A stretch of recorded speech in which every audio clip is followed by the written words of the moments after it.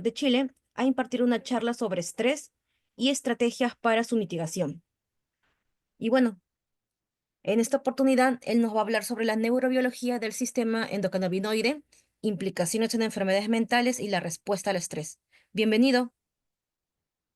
Muchísimas gracias por su presentación, estimada. Yo me encuentro muy emocionado y ansioso de presentarle estos hallazgos que este presente año y el año pasado pude descubrir con mi grupo de trabajo y mi profesor a cargo. Y como dijo usted, yo soy ingeniero en biotecnología. Me titulé hace 2 meses aproximadamente. Soy licenciado en ciencias biotecnológicas. Y hoy día vamos a hablar de un tema muy interesante que es el sistema endocannabinoide. Desconocido para algunos, para mí también, ya que es un tema muy interesante. Y primero que todo, yo quiero hablar sobre dónde yo soy. Yo soy de Chile, específicamente de la región del Maule, en un pueblito llamado San Rafael, en donde se destaca por su agricultura, por su ganado. Y yo principalmente me dedico actualmente a la industria vitinícola, en donde soy encargado de la filtración y fermentación del vino. Bueno, usted ya me presentó, usted dijo dónde yo venía, pero ¿qué pasa si yo hago esa misma pregunta a todos los oyentes? ¿Quiénes somos? ¿De dónde venimos? Bueno, hace algunos años atrás, un científico, astrónomo, cosmólogo y divulgador científico nos dio una bonita interpretación y definición de quiénes somos. Y él es Carl Sagan. Con esta frase parto mi charla, dado que nos vamos a conocer de cuando éramos ni siquiera materia en el espacio, en el tiempo. Y esta frase, como se titula, dice, somos una manera que tiene el cosmos de conocerse a sí mismo. Dicho esto, quiero empezar mi charla a hablar sobre los primeros milisegundos o quizás femtosegundos de la existencia de nosotros. Bueno, nosotros nos podemos definir, ¿cierto?, como un flujo de energía, flujo de materia, y hace 13.800 millones de años aproximadamente hubieron ciertas fluctuaciones cuánticas que dieron origen a las diferentes fuerzas y las diferentes también estructuras en el cielo, que en este caso son las galaxias y planetas que nosotros podemos observar y donde estamos también viviendo. En este caso hubo una gran explosión que dio origen a ciertos elementos primordiales, como el hidrógeno, dando paso también al helio, y luego hubo una formación de sistemas estelares que dieron origen a planetas que gracias al intercambio de energía, a la creación de nuevos elementos en los núcleos ardientes de estrellas distantes, pudimos también conformarnos como seres conscientes de su propia existencia. Luego, hace exactamente o aproximadamente 4.500 millones de años, nuestro lugar en el planeta era un lugar inhóspito. Hubieron ciertos meteoritos, rayos cósmicos que atravesaban nuestro planeta, hubo un fuerte vulcanismo y nuestro planeta tenía una temperatura de miles de grados, en donde la vida, como tal la conocemos ahora, no hubiera podido existir. Pero curiosamente, hace 3.500 millones de años aproximadamente, hubo un evento que aún no se tiene claro cómo sucedió, sino que tenemos ciertas teorías que nos plantean, ¿cierto?, en base a la bioquímica de las moléculas, en donde gracias a la tremenda vulcanización, a los minerales también que formaban ciertas plataformas de unión para las diferentes moléculas que se estaban formando, hubo un caldo prebiótico, o una sopa prebiótica más bien, en donde ciertas moléculas misteriosas se pudieron unir y tener el mecanismo de replicación, en donde este ADN primitivo, como ADN lo conocemos actualmente, tuvo la capacidad de supervivir y tener un mecanismo de supervivencia para pasar su información a las demás generaciones. Bueno, ¿cómo pasamos? Bueno, de simples células que fueron evolucionando, ¿cierto? Con ciertos organelos, ciertas partes móviles, como por ejemplo las bacterias. Yo siempre cuando veo las bacterias, siempre me pongo a pensar en el flagelo bacteriano, ese motor llevado a la miniaturización en un sistema vivo. También, en la siguiente diapositiva, vemos la evolución de la vida en el planeta Tierra. tenemos, ¿cierto?, que en algún momento, hace 3.500 millones de años, hubo este sistema replicativo que dio origen a todo lo que vemos ahora y a nosotros. Tenemos, ¿cierto?, una complejidad a medida que avanza el tiempo y también una complejidad en el sistema de comunicación celular. Por ejemplo, los nidarios, como la anémona, no tienen una centralización de su sistema de comunicación, son solamente nervios que, aunque son muy primitivos y muy simples, tienen la característica de comunicación de entre todas sus demás partes. También podemos ver como hay órganos sensitivos, motores, como por ejemplo vemos el pulpo, la rana, el lagarto, que tienen ciertas características les hizo sobrevivir y adaptarse al medio ambiente. También tenemos el abejorro, ¿verdad? En donde también tiene un cerebro que puede ser muy pequeño, muy diminuto, pero a la vez tiene esta capacidad de ecolocalizarse, o sea, en el danza de las aves para comunicarse. También tenemos a la golondrina, que es un ave, tiene cierta estructura más desarrollada, como el hiperestriado, tiene la característica de coordinación del vuelo. Y finalmente tenemos a los mamíferos, que nosotros también somos parte de ellos. Pero la gran pregunta es, ¿qué cosa tenemos en común con todas las especies? En este caso, visualizada en la imagen. En este caso, en la intrínseca red fisiológica que nos hace comunicarnos tanto intracelularmente como intercelularmente. Bueno, aquí tenemos un poco de la historia de la neurociencia, ya que este conocimiento fue unido tanto por filósofos, por teólogos también, por científicos, por médicos y por fisiólogos. Brevemente, tenemos los relatos de herida de combate en Mesopotamia, en las primeras civilizaciones. Tenemos en el antiguo Egipto, donde el cerebro se había definido también como una masa con capas, que en este caso son las meninges. Los egipcios no tenían una gran consideración con el cerebro, ya que para ellos el corazón era la puerta hacia el alma y al otro mundo. Sin embargo, a finales de la década de los 1890, principios de los 1900, se descubrió el papiro de Edwin Smith. Este papiro daba información sobre que los egipcios, mediante también las batallas que ellos libraban, las guerras, pudieron, ¿cierto?, en la primera documento en donde ellos eh, pasaban, en este caso, al papel, las cosas que los trastornos mentales que en ese entonces eran atribuidos a los dioses. Pasando a la época griega, tenemos a Hipócrates como el padre de la medicina, donde él mismo también pensaba de que el corazón no era el centro del conocimiento, la inteligencia y la cognición, sino que era el cerebro. Sin embargo, Aristóteles, un gran filósofo, matemático, científico, él pensaba que el cerebro era una especie de radiador que enfriaba la sangre. Y este conocimiento estuvo más de 1500 años en la humanidad. Bueno, después pasamos a los romanos. Galeno fue un médico que atendió, ¿cierto?, a los gladiadores que iban a la guerra y él tuvo también la tarea de describir ciertos nervios craneales eh, con animales, con bueyes.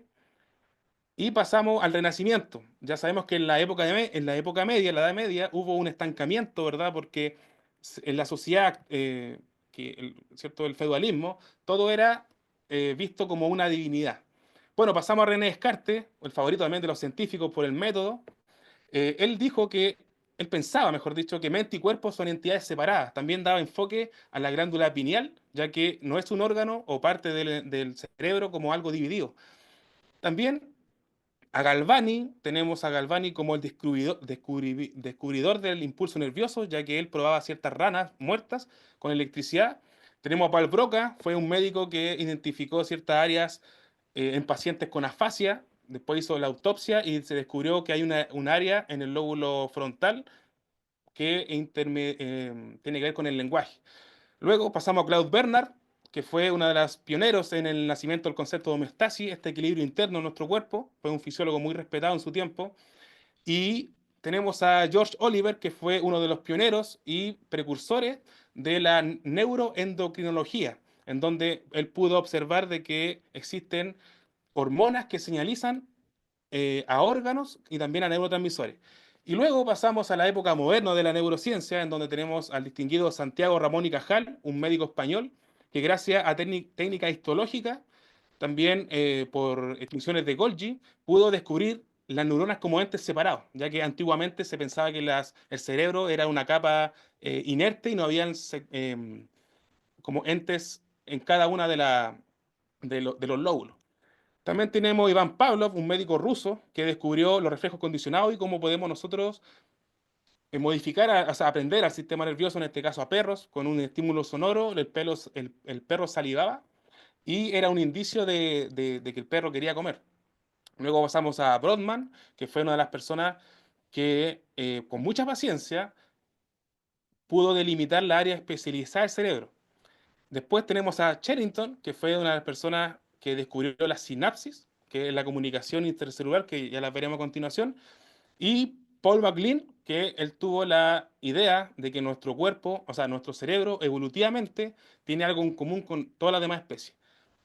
Bueno, esto es un resumen de la historia de la neurociencia. Hay muchos hitos, muchos personajes, pero en consideración, esto para mí es lo más importante. Bueno, considerando la teoría del cerebro triuno, Paul MacLean dice que nosotros tenemos tres pisos de evolución. El primero es el cerebro reptiliano. Este cerebro lo que hace es que nosotros tengamos ese mecanismo intrínseco de supervivencia, el deseo sexual para, ¿cierto?, reproducirnos y tener la descendencia desde los primeros estadios de tiempo de los organismos vivos. También el apetito, ¿verdad? Tenemos también el cerebro, el sistema límbico, que en este caso se encuentra más desarrollado en los seres más sociales, como los mamíferos. También están las aves, en donde nosotros tenemos el componente emocional, en donde nosotros tenemos la capacidad de elegir en base a una emoción o algún recuerdo que nuestra decisión sea más objetiva. Y finalmente, la capa más evolucionada de nosotros los humanos, que es la neocorteza, que nos ha dado la función de percibir el mundo, ¿cierto?, con matices. Y esta capa es la capa más evolucionada y una de las teorías más aceptadas es que nosotros cuando éramos simples homínidos, viviendo en las selvas, en la sabana, descubrimos el fuego, pudimos predigerir nuestro alimento y hubo una evolución en donde nuestra energía se concentró más en este caso en la evolución del cerebro, en la reparación de otros órganos, tejidos y no en digerir, ya que se gastaba mucha energía.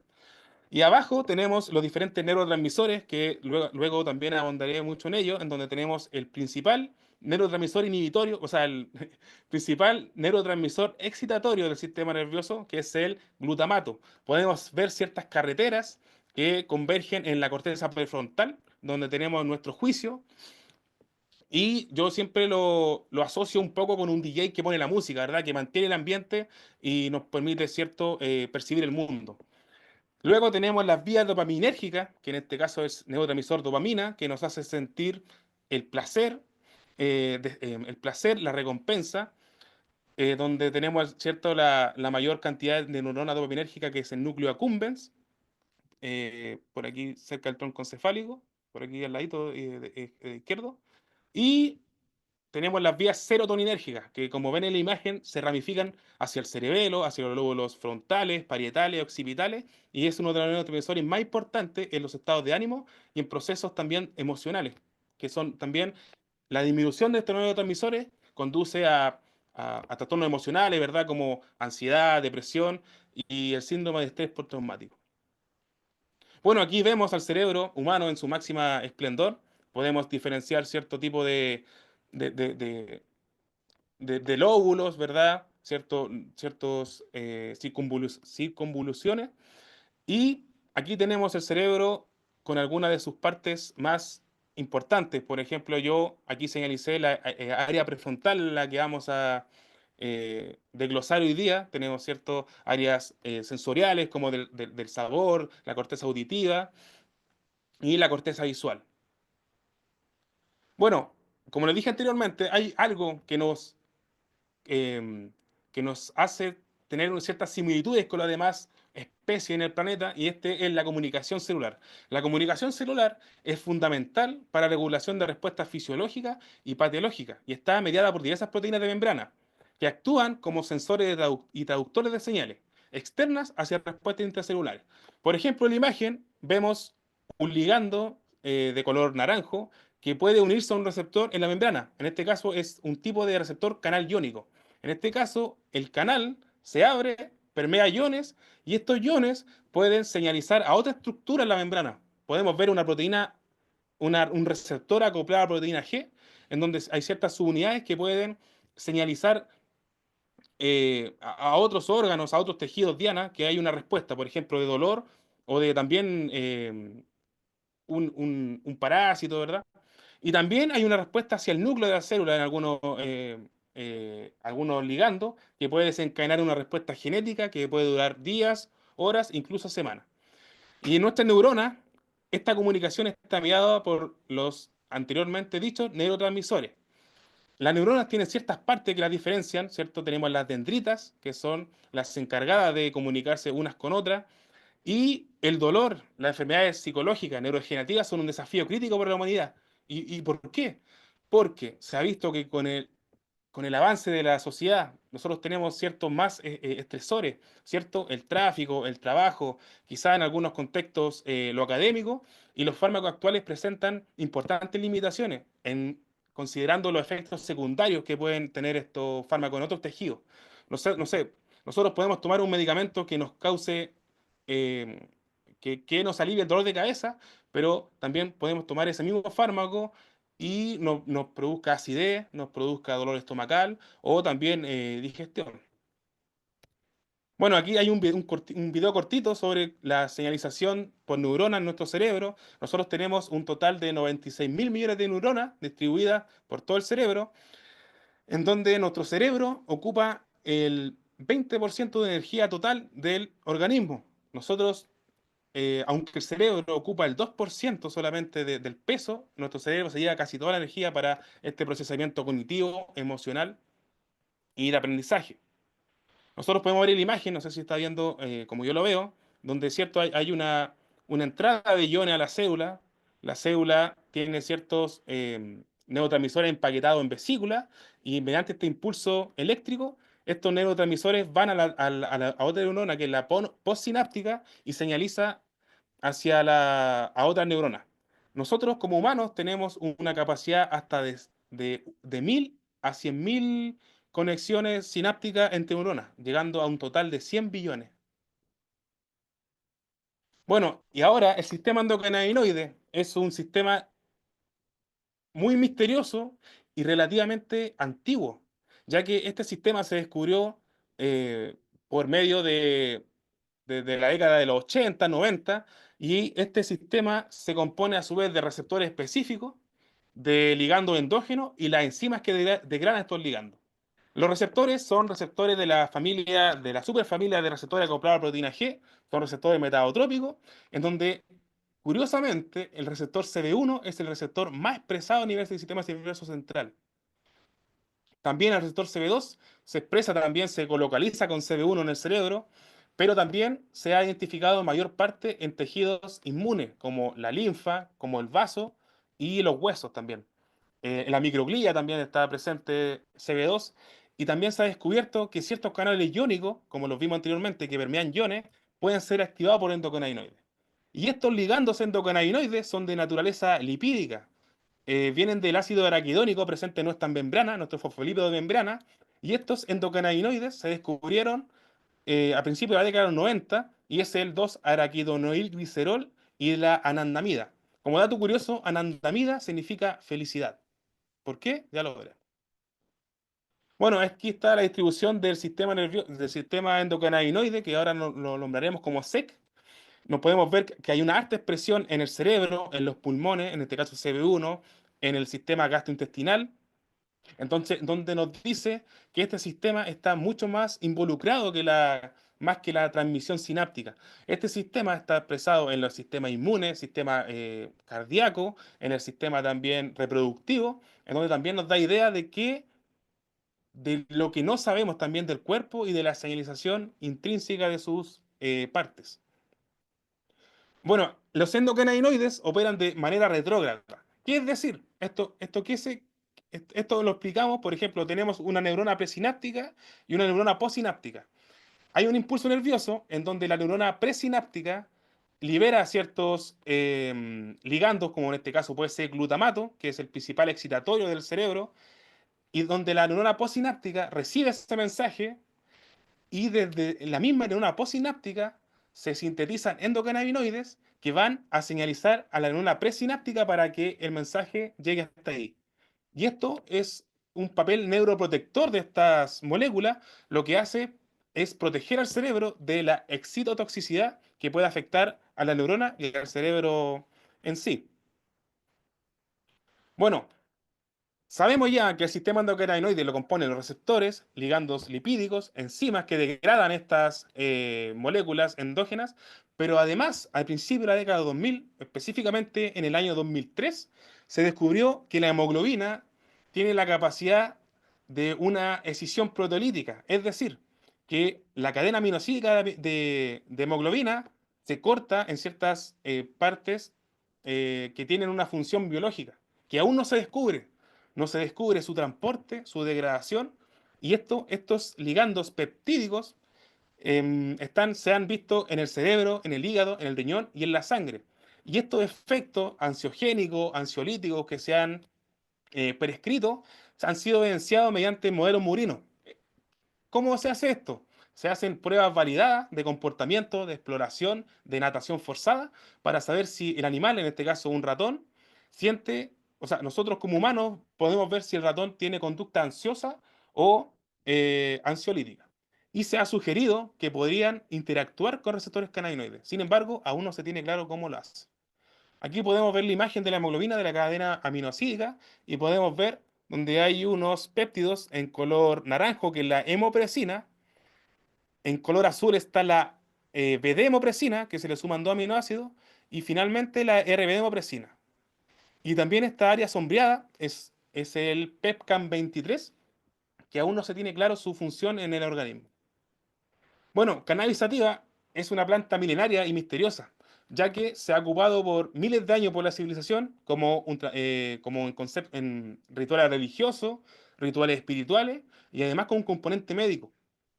Esta planta es muy misteriosa, ya que en sus glándulas tricomales, presentes en las flores de planta hembra, se sintetizan o se producen unas moléculas de importancia médica. Se han documentado 200 moléculas, pero con el transcurso del tiempo se han documentado muchas más. Y su potencial médico está haciendo un estudio. Tenemos los fitocannabinoides, tenemos que son moléculas que, bueno, veremos a continuación, los flavonoides, que son las moléculas que le dan el olor, y los terpenos. Estos son muy importantes porque los terpenos y los flavonoides están en nuestra vida diaria, ¿verdad? Nosotros vamos al bosque, olemos los cipreses, olemos lavanda, olemos la menta, y ese olor, nuestras células lo interpretan como olor a menta, pero al final es el mentol que se une a ciertos receptores y nos hace, como en este caso el TRPM8, y nos hace sentir hasta frío, porque el TRPM8, que es una familia también de los TRP que veremos a continuación, tiene estos sensores químicos, sensoriales. Y se ha propuesto que el efecto séquito es un efecto sinérgico, un efecto cooperativo. Hay un efecto cooperativo entre las moléculas existentes ya en nuestro cuerpo y además existente en las plantas. Eso lo hace muy interesante. Y esto sugiere que pueden tener efectos terapéuticos más significativos que usar un compuesto aislado. Bueno, el receptor de potencial transitorio amiloide es un canal iónico tetramérico, está expresado en el cerebro, está expresado en la piel, y este receptor se compone a su vez de cuatro subunidades proteicas idénticas que forman un poro central a través de este que pasan los iones. Este canal permea iones de sodio, de magnesio y de calcio. El calcio específicamente fue uno de los iones que utilicé en mi tesis y también lo veremos a continuación. Este sensor es un sensor, o sea, este canal es un sensor multimodal que se activa por diferentes estímulos, tanto químicos, térmicos y biomecánicos. Por ejemplo, nosotros cuando comemos ají, el ají tiene una molécula llamada capsaicina. La capsaicina se une al receptor TRPV1 y nosotros sentimos el calor y el picor. Entonces, este receptor también y todos los receptores integran esta experiencia. También a calor. Por ejemplo, nosotros cuando tocamos una tetera o metemos la mano al fuego, por casualidad, retiramos la mano. Y eso lo hacemos milisegundos. Es porque nuestro canal se abre y tiene esta característica de señalizar a nuestro cuerpo. Y también por pH ácido también se activa en algunas patologías también se activa. Y aquí tenemos una imagen 2D donde se aprecia la estructura, el poro, el C5, C6, nombre del poro y los extremos N y C terminales. Bueno, hablamos también de cómo funciona nuestro cerebro, vimos también la integración de ciertos estímulos sensoriales, químicos, pero esto no es ajeno a nuestras emociones, ya que cuando nosotros sentimos dolor, también eh, lo incluimos con un componente emocional. ¿Y qué son las emociones? Bueno, las emociones, como se dice en la imagen, es el juicio interno de nuestra conciencia. Actualmente, hablar de emociones también es un tema que a algunos les despierta un poco de resentimiento, ¿verdad? Por quizá algunas estructuras sociales de comportamiento, pero las emociones es la capacidad de nosotros de comunicarnos con nosotros mismos, de aceptar nuestras emociones, de controlar nuestras emociones y también comunicarnos al resto y también con el prójimo, con nuestra familia, con nuestra pareja, con nuestros amigos. Y como se puede nombrar, es el conjunto de cambios fisiológicos, cognitivos, subjetivos y motores que nacen de la valorización, consciente e inconsciente, de un estímulo en un contexto determinado. Bueno, nosotros tenemos ciertas emociones primarias, como la alegría, que despierta ciertas otras emociones, nos hace sentir con, alegría no es lo mismo que felicidad, porque integran otro tipo de contexto y experiencia, pero la alegría nos abre a otras emociones. La ira también nos hace actuar, nos hace huir, nos hace luchar. El asco también nos protege, no sé, de cuando nosotros vamos a un basurero, lo olemos y nuestro ceño se frunce, la comisura de los labios también cambia para que esa molécula no llegue a nuestro sistema. La tristeza nos hace aceptar el duelo, ¿verdad?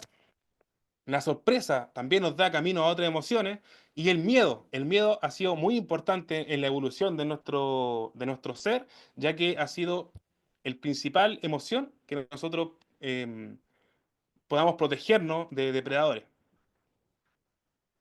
Y el epicentro de las emociones, el lugar donde se guardan todas nuestras vivencias, es el sistema límbico, que es un conjunto de estructuras cerebrales que regulan las emociones, la memoria y la motivación.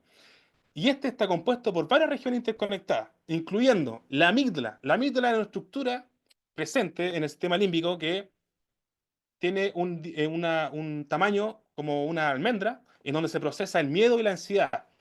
El hipocampo es nuestra biblioteca de vivencia, de nuestras emociones. Por ejemplo, recordamos el primer día de clase, nuestro primer beso, nuestro primer 7, en el caso de Chile, el 7 es la nota más alta. Y también tenemos el hipotálamo, que para mí lo simbolicé como un vehículo, un vehículo movilizador de hormonas, y la circunvolución cingulada, que forma un puente entre hemisferios junto al cuerpo calloso, en este caso para el pensamiento emocional. Y finalmente tenemos la corteza prefrontal, que es nuestro juez supremo en el cerebro y tiene la capacidad de deliberar las decisiones más importantes y difíciles de nuestra conciencia. Pero ahora quiero hablarle de qué pasa cuando hay un accidente que destruye nuestro cerebro. Bueno, Phineas Gage fue un trabajador ferroviario que en el año 1848 tuvo un grave accidente. Esta persona le atravesó una barra de hierro, aproximadamente 5 milímetros de espesor, no, 5 centímetros de espesor, que destruyó parte de su corteza prefrontal, la que habíamos hablado, la que estaba deliberada, que deliberaba el comportamiento, la cognición, y nunca volvió a ser el mismo. Antes esta persona era capataz, tenía un grupo a cargo, era respetuoso con su familia, era amigable con sus superiores, con sus semejantes, pero después de este trágico accidente nunca volvió a ser el mismo, porque después fue una persona soez, fue una persona antipática y sin control emocional. Pero nos da una enseñanza que veremos a continuación. A pesar de este accidente, él pudo tener la capacidad de recuperarse y emigró a Chile hacia los puertos de Valparaíso a trabajar en mensajería por carretas y caballos. Bueno, aquí tenemos la foto real de Phineas Gage, su cráneo y ambas, la estructura metálica que lo dañó y su cerebro, o sea, su cráneo están en un museo de Inglaterra. Bueno, ahora nosotros tenemos que entender que el estrés, como lo podemos entender como un organismo deliberante que nos permite sobrevivir, ya que esta persona, como vimos anteriormente, tenía su cerebro dañado y tuvo ciertos comportamientos que no son usuales, como tratar mal a los demás, ser una persona antipática, pero hay personas que sin haber tenido un accidente, por estar sometidos en periodos de estrés, pueden tener exaltación en sus emociones. Y el estrés es muy necesario en nuestra vida, ya que nos prepara hacia la lucha o la huida. En este caso, tenemos una persona que está siendo atemorizada por un oso, tenemos una prueba, ¿verdad?, que también nos estresa, también nos hace que nosotros nos sintamos un poco ansiosos, y también tenemos un ladrón que puede adrementar en nuestra casa. Y en nuestro cuerpo existe un organismo deliberante que sabe qué hacer en estos casos. Y ese organismo, ese sistema, es el eje hipotalámico e hipofisiario adrenal.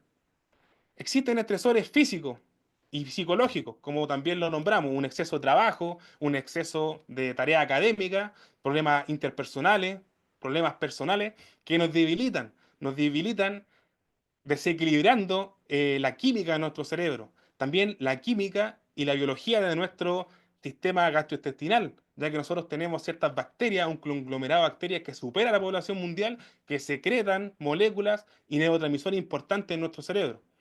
Este estrés se manifiesta por temblores, por dolor estomacal, por cefalea y abuso de fármacos. Y sus consecuencias son devastadoras. Pueden haber problemas cardiovasculares y trastornos mentales como la depresión, la ansiedad y que también em, se relaciona con la disminución de estos neurotransmisores en nuestro cerebro y el insomnio también. El funcionamiento de la biología del estrés, en donde nosotros tenemos este vehículo movilizador de hormonas, de que el hipotálamo, que sintetiza una sustancia llamada hormona liberadora de corticotropina, señaliza a la hipófisis, que en este caso es una jueza endocrina en nuestro cerebro, y esta misma secreta otra sustancia, en donde esta señaliza a la corteza suprarrenal, ubicada por encima de nuestros riñones, liberando cortisol. Y este cortisol actúa en nuestros receptores glucocorticoides en el cerebro, puede ser en la amígdala, en el hipocampo, como vimos anteriormente, que son las estructuras donde están guardadas nuestras emociones, nuestro procesamiento del miedo, la ansiedad. Entonces, al haber cierto estrés en nuestro cerebro por un estrés crónico, ya sean semanas o meses, hay un debilitamiento de nuestra conducta y de nuestra cognición y nuestro aprendizaje, que puede eh, converger a otros trastornos. Por ejemplo, al no sentir placer, al no sentir al no tener cierta la dopamina en nuestro cerebro, nosotros podemos tener comportamientos muy repetitivos. Por ejemplo, abusar del azúcar. El azúcar a largo plazo nos hace tener otro tipo de complicaciones, como la hipertensión, como la diabetes tipo 2. Entonces, es muy importante tener ciertas estrategias para convivir con el estrés, pero también manejarlo. Y esta estrategia es el arte de bajar la guardia. Por ejemplo, el mindfulness, la respiración diafragmática, la conexión a tierra, como el grounding, los hace estar un poco más en el presente y también hacer liberar cierta hormona, como la oxitocina, que puedan calmarnos un poco. El sueño reparador, ya sabemos que dormir bien hace que nuestro cuerpo se revitalice, que elimine ciertas especies reactivas de oxígeno, ciertas células que pueden desencadenar un cierto tipo de cáncer, no lo sabemos. Y la alimentación balanceada, por ejemplo, una dieta en base a fritura, en base a grasa saturada, no va a tener el mismo impacto que una dieta alto en carbohidratos, proteína, mejor dicho, y frutas y vegetales que nos aportan minerales, ciertas vitaminas. Y aquí me quiero detener un poco con el plátano. El plátano tiene un precursor aminoácido o sea, un precursor que es un aminoácido, que es el triptófano. Y el triptófano es el precursor de la serotonina. La serotonina, como habíamos hablado, es el neurotransmisor importante en los estados de ánimo. Y también la conexión emocional y el apoyo emocional es fundamental para que nosotros nos sintamos bien, ya que al tener nuestras conversaciones, ya sea con la familia, con nuestros amigos, liberamos ciertas hormonas como la oxitocina, como nombré, que nos hace sentir el apego. Ya esta misma hormona también se secreta en donde cuando la madre tiene a su bebé. Entonces nos habla de un mecanismo más conectado en nuestras mismas experiencias emocionales. Y bueno, ¿para qué decir del ejercicio físico? También al estimular nuestro cuerpo, también nuestra mente cambia. Se liberan endorfinas que son necesarias para el bienestar humano. Bueno, y un concepto que muy interesante es la neuroplasticidad. Y es cómo el cerebro aprende y se transforma. Ya que antiguamente se pensaba que el cerebro era incapaz, era incapaz de sanarse e inamovible. Pero ya sabemos que el reto es convertirnos en arquitectos conscientes de nuestra propia plasticidad. Por ejemplo, el ejercicio físico libera un factor neurotrófico derivado del cerebro llamado BDNF, que lo que hace que actúa como un fertilizante neuronal, refuerza ciertas sinapsis, potenciando a largo plazo los recuerdos. Por ejemplo, nosotros no nos acordamos qué comimos hace un mes, a menos que nos asociamos con un contexto emocional, o qué micro o la patente de la micro que tomamos hoy día. Esos recuerdos, nuestro cerebro tiene la capacidad de borrarlos y tener la energía necesaria para potenciar otras actividades. Por ejemplo, no basta con ejercitar solo el cuerpo, también debemos ejercitar nuestra mente. Por ejemplo, el aprender a un nuevo instrumento musical, como la guitarra. La guitarra o la música en sí recluta muchas áreas en el cerebro. La coordinación motora, las emociones, la, también los sentimientos. Aprender otro idioma también nos hace que nuestro cerebro se encienda como un árbol de Navidad. Los rompecabezas también, tanto a personas menores como mayores. Y también la neuroplasticidad tiene la capacidad de potenciar la actividad de receptores cerebrales, como el CB1 y el TRP1 que veremos a continuación. Bueno, y también un componente esencial en nuestra capacidad de vivir y de traspasar nuestra información es la genética. Pero ahora quiero detenerme en la epigenética, de cómo nuestros genes responden al ambiente. Antes se sabía, igual que el cerebro, se tenía en cuenta de que los genes no podían cambiar. Por ejemplo, uno estaba arrestado en que si nuestros padres eran hipertensos, diabéticos, o depresivos, o alcohólicos, nosotros también íbamos a hacer esos comportamientos. Pero no, hemos visto que las mutaciones son la base de la variabilidad genética. Y estas pueden metilarse, en este caso son grupos metilo que van a diferentes genes, como por ejemplo pueden ser protooncogenes o oncogenes que pueden tener la capacidad de hacer un tipo de cáncer a futuro, pero con nuestro hábito, por ejemplo, de dieta, de ejercicio físico, de una neuroplasticidad acorde a nuestro estilo de vida, podemos revertir este destino y vivir también de acuerdo a nuestros propios ideales y convicciones. Bueno, hablamos, ¿cierto?, de la introducción de las comunicaciones neuronales, de, ¿cierto?, la neuroplasticidad, el estrés. Y hoy quiero mostrarles sobre mi proyecto de titulación, que se tituló como Evaluación de compuestos cannabinoides y terpenos en la modulación del receptor de potencial transitorio vaniloide tipo 1. Este trabajo lo hice con el doctor Fernando Inostroza, quien fue mi tutor de tesis en la Universidad Católica de Maule, específicamente en el laboratorio de canales iónicos de la y reproducción. Bueno, la metodología brevemente consistió en el cultivo de células embrionarias de riñón humano. En este caso, se cultivaron en estas plaquitas que son importantes cuando nosotros la ponemos en incubador, resiste calor, tiene una tapa que permite el intercambio gaseoso de CO2. También hay más chiquititas, estas son las primeras que ocupé. Y hicimos para tener, ¿cierto?, las células que expresan receptores endógenos, como el CB1 o el TRPV1. Estas células las ocupamos ya que tienen una facilidad de manejo, también expresan, como dije anteriormente, los receptores, pero nosotros queríamos sobreexpresar este receptor TRP1. Lo que hicimos fue una transformación de células competentes, en este caso Escherichia coli. Se sometieron a un shock térmico en donde ingresamos el plásmido que contenía la información genética del receptor TRP1, hicimos la extracción de ADN de este plásmido, preparamos las soluciones externas y ligando, y en placas, como las que se ven en la figura 2, incubamos con poliricina, que tuvo la principal misión de adherir las células, que no se salieran, que no se despegaran. También utilizamos la transfección usando lipofectamina, que fue importante para que las células mismas utilizaran la maquinaria molecular de ellas para integrar este ADN exógeno. Y además incubamos, esto es muy importante, como yo lo nombré, que utilizamos el calcio como ion, que nosotros queríamos evaluar la actividad espacio-temporal en tiempo real, utilizamos un sensor fluorescente de calcio llamado Fura-Red. Y esto fue hecho en microscopio confocal y un análisis estadístico detallado. Bueno, podemos ver que el microscopio confocal es una técnica avanzada de imagen. Tenemos una estructura llamada pinhole, que es el pinhole es una abertura que permite que solamente la luz proveniente del plano alcance el detector, en donde la luz fuera de foco no se tome en cuenta para análisis más confiable en torno a la fluorescencia que nosotros estamos evaluando. En este caso se estimuló las células con dos tipos de láseres, que luego nos dio una longitud de onda que nosotros lo hicimos fue sacar una razón para saber si el calcio entraba a la célula. Se puede ver el montaje de las soluciones, podemos ver el portaobjeto, la entrada y salida de soluciones, que desembocaba en un frasco, el cual fue manejado teniendo las condiciones de bioseguridad en el laboratorio. Y aquí tenemos la excitación de este sensor de Furared, en donde se permitió que la identificación de dos tipos de canales respecto a los valores de emisión de la longitud de onda.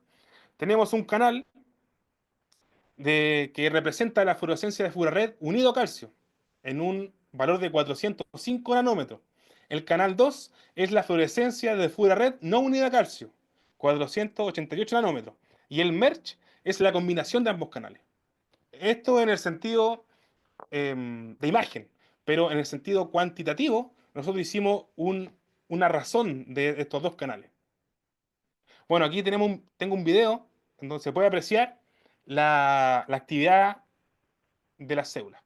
Por ejemplo, aquí podemos ver el calcio fuera de las células, en donde nosotros tenemos la, la estimulación por capsaicina, que es el agonista por excelencia de TRP1, y podemos observar que se colorean una coloración verde. En este caso, el calcio entró a las células.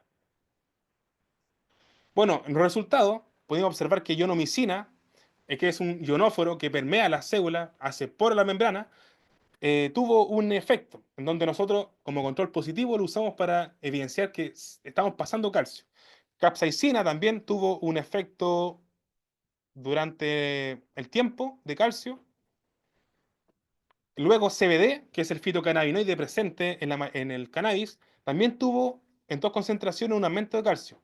Y luego CBD lo probamos con el antagonista de TRP1 llamado SB y hubo un bloqueo, acá como se ve en la figura F. Hubo un bloqueo que nos determina que este efecto está mediado por TRP1. Luego quisimos ver qué efecto tenía CBD, o sea, qué efecto tenía RBD-mopresina, este ligando peptídico que aún no se sabe qué hacía, con CBD. Bueno, vemos en la figura A que el flujo de calcio se mantuvo a lo largo del tiempo y no pudimos observar un decaimiento en, la, en el calcio, que esa fue una de las hipótesis de nuestro estudio, que RBD eh, bloqueaba el flujo de calcio. Pero analizando con otra literatura, pudimos concluir que este efecto puede estar influenciado por otra estructura de la membrana.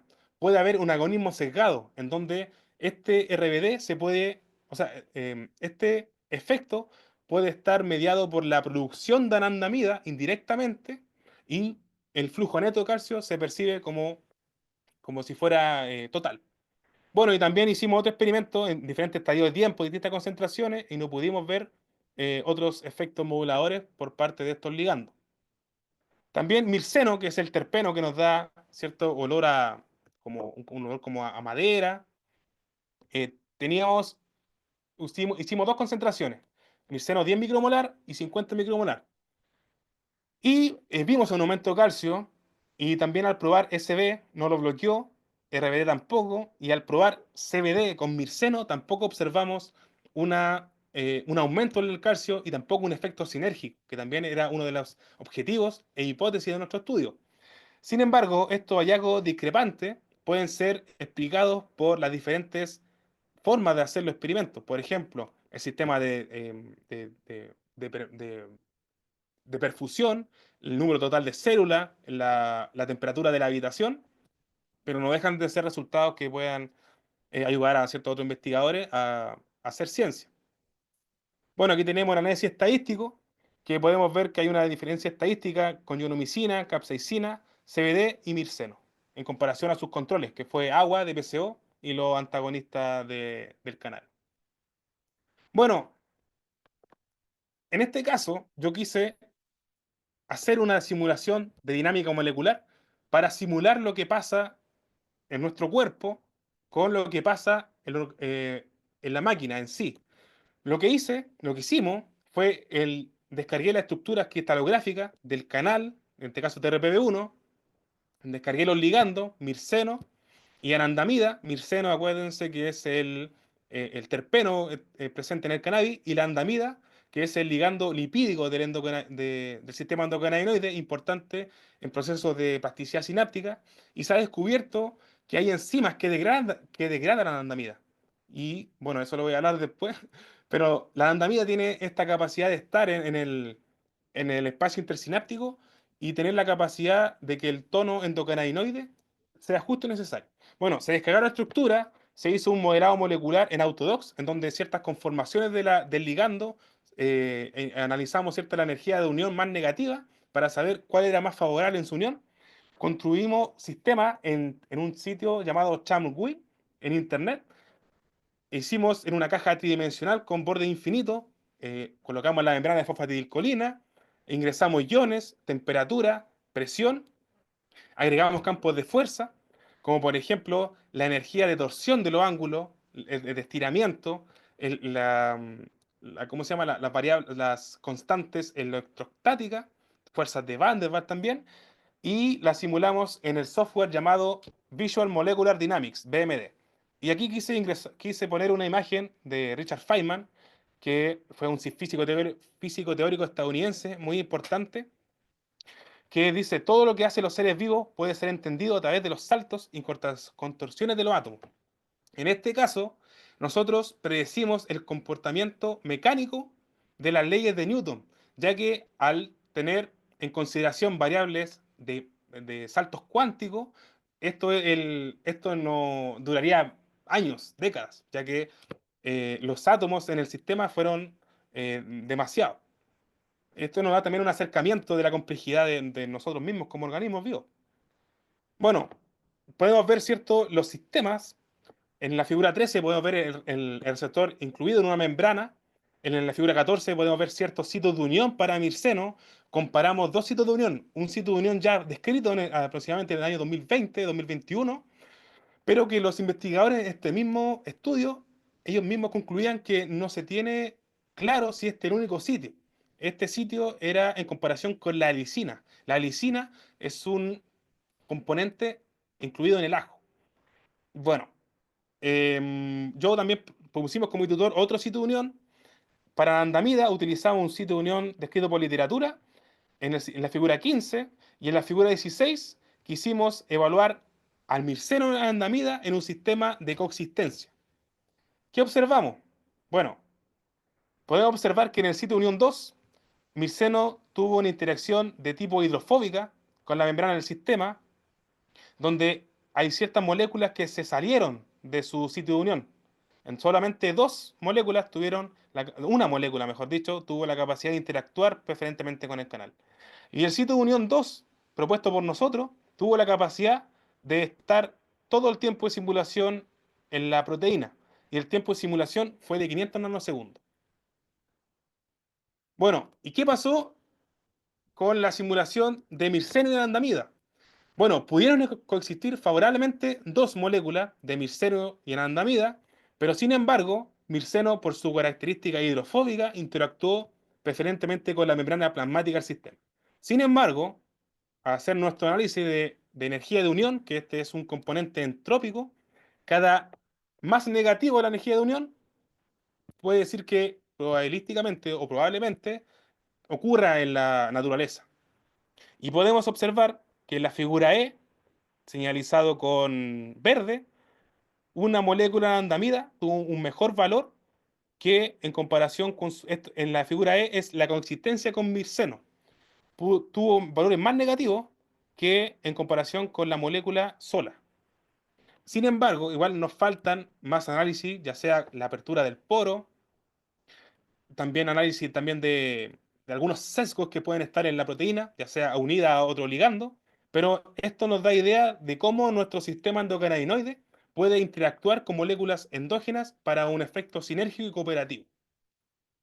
Bueno, aquí quiero detenerme y para dar finalización a mi presentación, es la intrincada y compleja interacción de nuestros receptores y neurotransmisores. Por ejemplo, nos vamos a la neurona presináptica, señalizada con morado. Hay una comunicación con la neurona postsináptica. Esto yo lo quiero enfatizar al sistema límbico, ya que es el sistema en donde nosotros tenemos nuestras emociones, tenemos guardado también nuestros secretos, ¿verdad? Nos hace también actuar de forma indebida. Y también tenemos una comunicación con células gliales, que son también importantes en la neuroprotección. Bueno, aquí puedo ver un potencial de acción, ingresan iones a la neurona, esta neurona se señaliza, empieza a liberar glutamato, puede ser GABA también, pero glutamato. Este glutamato interactúa con los receptores AMPA y señaliza la neurona posináptica. Y cuando el receptor, o sea, cuando la neurona posináptica, para evitar la excitotoxicidad, segrega o sintetiza anandamida. La anandamida sale de la terminal sináptica, interactúa con CB1 y CB1 lo que hace es inhibir la adenylato ciclasa, baja los niveles de AMP cíclico y corta el suministro de iones en este caso.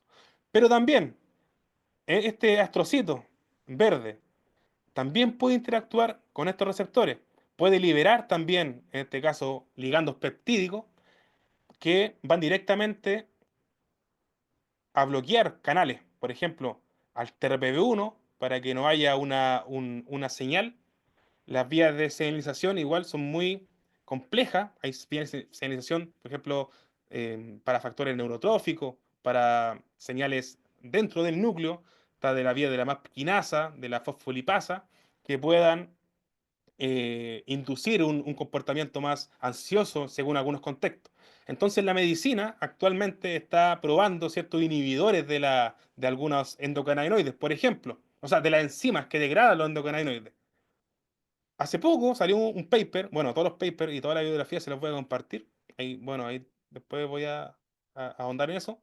Que se investigó un inhibidor de la FAH, que en este caso es la amida hidrolasa de ácido graso, y hubieron una muerte y 5 hospitalizaciones. Entonces, eso quiere decir que aún falta más información y misterios también que debemos resolver. Bueno, ¿y cómo se pueden diseñar y producir estos fármacos específicos para el tratamiento de condiciones patológicas? Bueno, si nos vamos a la botánica, las plantas tienen muchos compuestos bioactivos, pero algunos no son expresados como otros. Por ejemplo, se ha descubierto en el cannabis sativa que hay un cannabinoide llamado THCV, que es muy importante en procesos de trastornos mentales, pero que no es expresado en mayor parte. Entonces, lo que se puede hacer es identificar estos genes, se pueden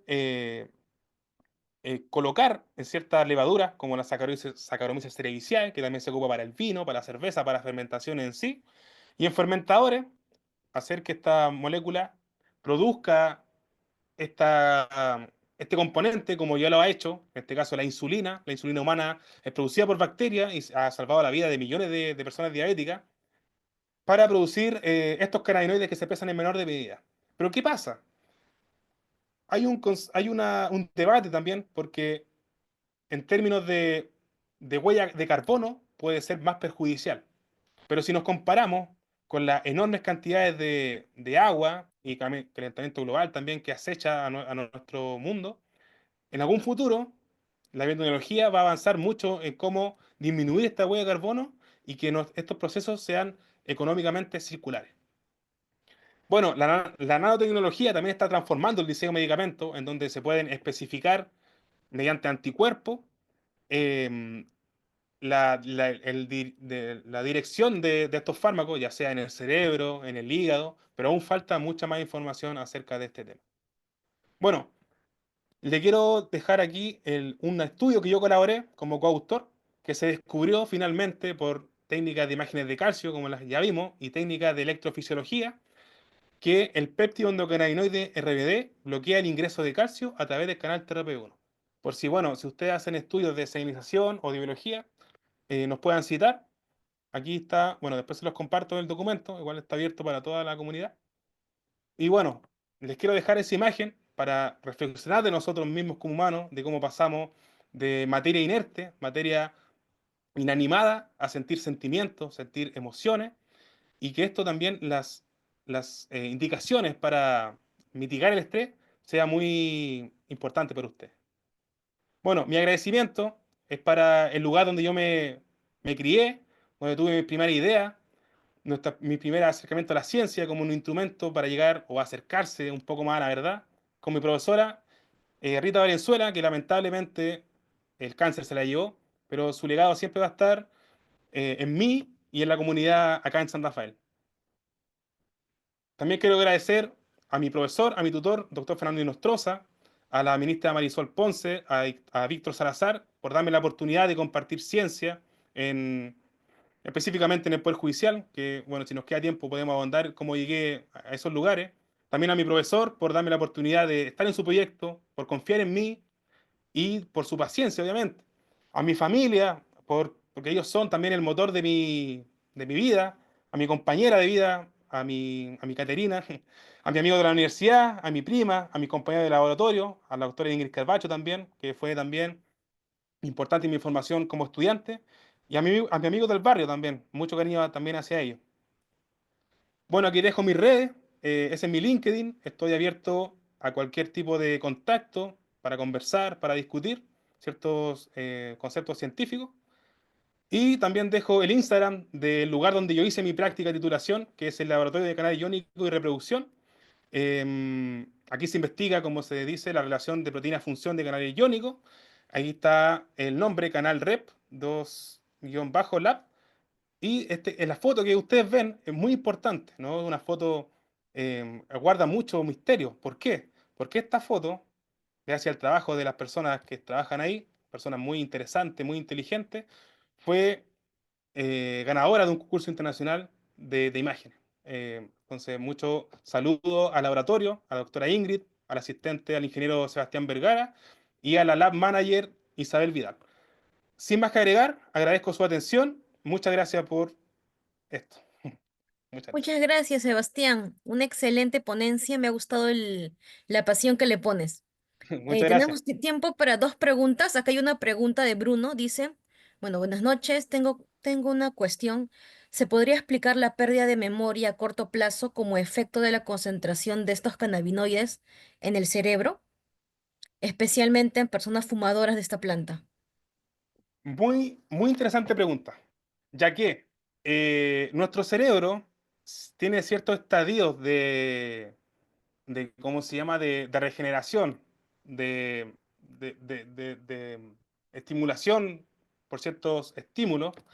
Y por ejemplo, la planta, tenemos que tener en cuenta de que cualquier sustancia que debilite nuestro comportamiento, ya sea el azúcar, los videojuegos, la apuesta, hace que nuestras neuronas y nuestros receptores en nuestras neuronas se internalicen. En este caso, una persona, supongamos que tiene 18 años, 20 años, es consumidora de esta planta a diario, el sistema también tiene un mecanismo de recompensa, como lo habíamos hablado, que es la dopamina. La dopamina tiene un volumen, tiene una concentración que no me acuerdo específicamente cuál es, pero se mantiene para que nosotros sintamos placer, ya sea al comer un chocolate, estar con nuestra familia. Pero, ¿qué pasa cuando nosotros fumamos cigarros, marihuana?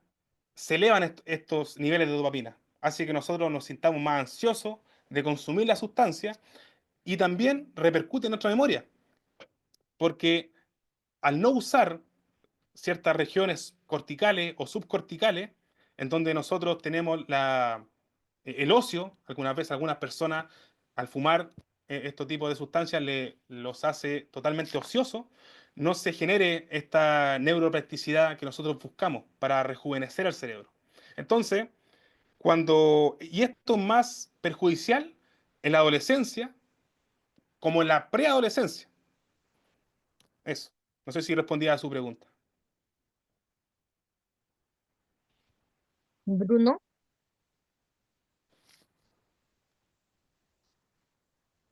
bueno, supongo que sí. Ahí está, sí. Bien, y luego hay otra pregunta. Te dicen si es verdad que ocupamos el 10% de nuestro cerebro.